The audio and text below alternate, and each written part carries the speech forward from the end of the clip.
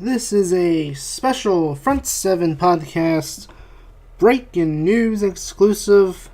I am your host, Money Mike. And ladies and gentlemen, if you passed on Ezekiel Elliott in your fantasy draft because of the suspension, well, a judge in Texas has made fools out of everyone, including me, because I passed on him too in my fantasy draft, because this is going down exactly the way the Deflategate went down and how Tom Brady's suspension was handled. And my gut feeling here is Ezekiel might end up serving his suspension next year, just like how Brady was able to keep the NFL in courts so he could play for a year before he actually served his suspension last year. So, here we go. Judge Amos Mazant granted the NFLPA's request for a temporary restraining order or preliminary injunction, barring the NFL from imposing a 6-game suspension on Friday afternoon. Mazant wrote that the court was asked to rule on whether Elliott received a fundamentally fair arbitration hearing, and that he found Elliott had not received that when explaining his decision to grant the preliminary injunction. Mazant wrote that he came to the conclusion because arbitrator Harold Henderson's refusal to allow Tiffany Thompson, who accused Elliott of abusing her, and NFL Commissioner Roger Goodell to testify at the arbitration hearing denied Elliott a fair hearing. With that being said, let's see how the NFLPA reacted to this news. Commissioner's discipline will continue to be a distraction from our game for one reason: because NFL owners have refused to collectively bargain a fair and transparent process that exists in other sports.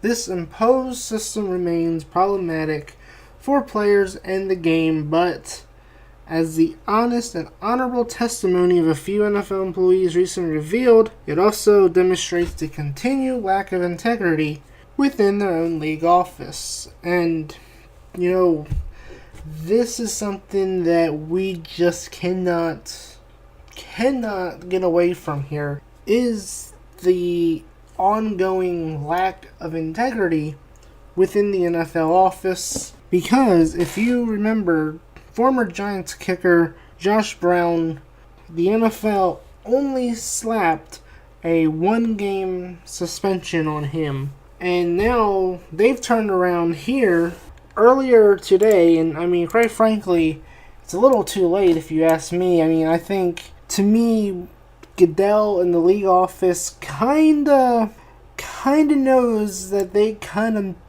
messed up.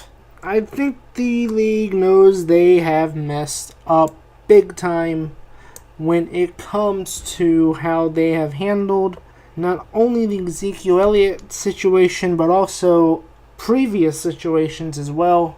And it's funny, we talk about the league's integrity here, because it seems like they've always kind of been in question since, not just Deflategate, but also, just how Roger Goodell and the league has handled things. And it's so odd how the league continues to pile on to themselves, essentially, and just keeps adding more and more distrust, not only from what I feel from the NFLPA, but also the players.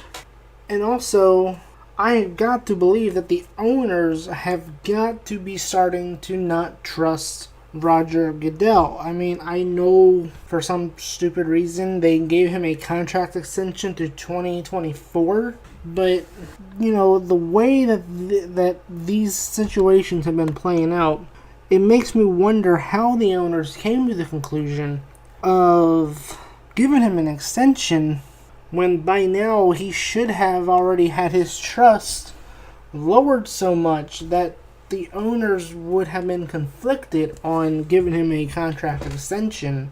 Now, here's the thing. Now, this right here is like Roger Goodell in the league office.